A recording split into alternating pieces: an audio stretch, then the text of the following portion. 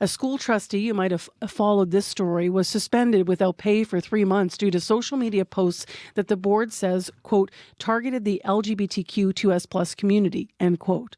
Now, the incident prompted a fellow trustee in that same division, Ryan Palmquist, to come out publicly as bisexual. And I should mention that the division was the Louis Riel School Division. Good morning to you, Ryan Palmquist. Hi, how are you? I'm fine. If I may just get right into this, Yes. what were you thinking when you heard about your fellow trustees' Facebook posts? Well, they were disturbing and they were upsetting. The posts were obviously homophobic and transphobic. They were rooted in conspiracy theories, in my opinion, and I think our board voted and our board concluded that they clearly violated our code of conduct against creating a respectful environment of all students in the division. And personally, the way I felt was that in our current political climate, they were had the potential really to be dangerous. We've seen a rise of extremism, conspiracy theory fueled homophobia and transphobia in the last few years in the United States and Canada. And my concern was that peddling this type of content could potentially put students and their families at risk. Now, you could have taken that concern and expressed it, used your voice as a trustee and in other ways in community, but you felt that that coming out to the division as bisexual would be part of your expression. Can you talk about that decision? Yeah, well, so I'm married to a woman. I have 3 children, and I have known I was bisexual for many years since my early 20s. However, as a bisexual person who passes easily as a heterosexual person, I started to feel that in the position that I'm in, the position of responsibility and visibility that I have, I'm relatively safe and relatively insulated from the type of fear and oppression and persecution that some others in the LGBT community face by virtue of the fact that they're just more visible. And I felt it was sort of my duty. I felt I had a responsibility to those students and their families to sort of step forward and be counted and to show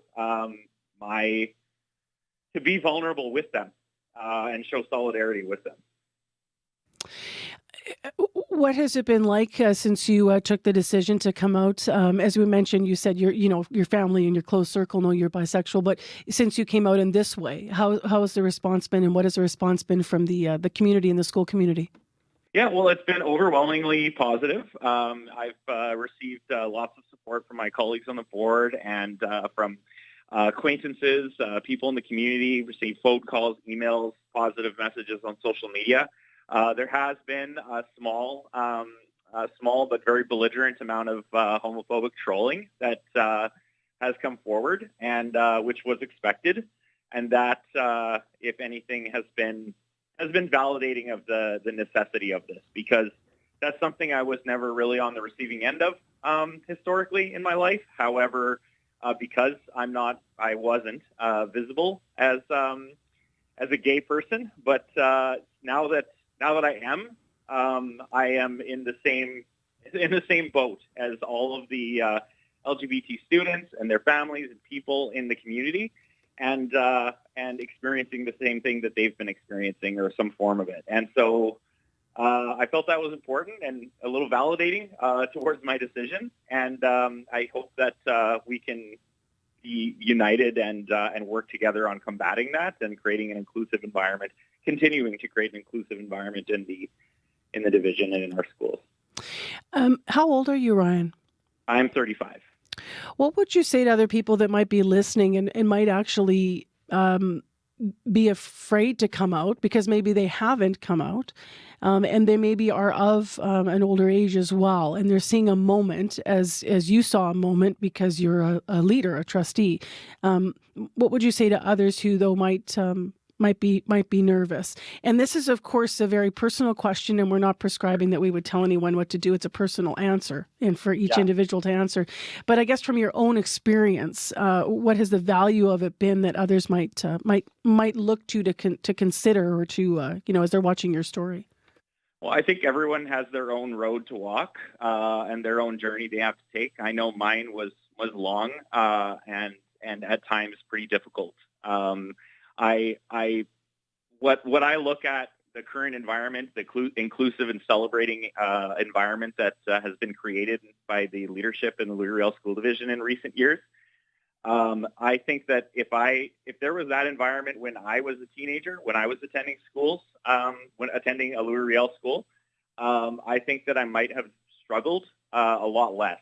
I think that I might have experienced a lot less pain and confusion and destructive behavior in my life related to alcohol, related to confusion and self-directed hate. I think I might have had a lot easier of a time in my life, and it's my hope that the generation that's growing up now will experience a better young adulthood than I did as a result of not having that kind of internalized homophobia.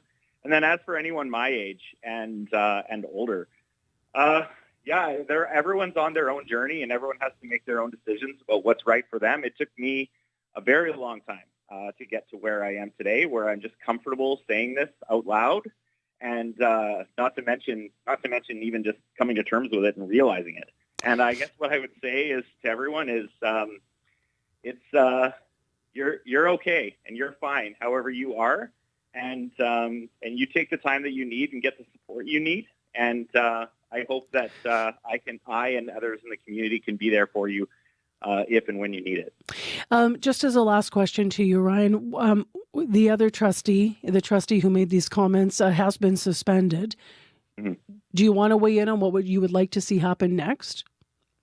Well, I can't control what they do or what they think. I mean, what I would like to see is in 3 months, when their suspension ends, and when all of us as a board together take training on sensitivity training, diversity and inclusion training, it would be my hope that their eyes are opened a little bit to some of the truths that have eluded them so far.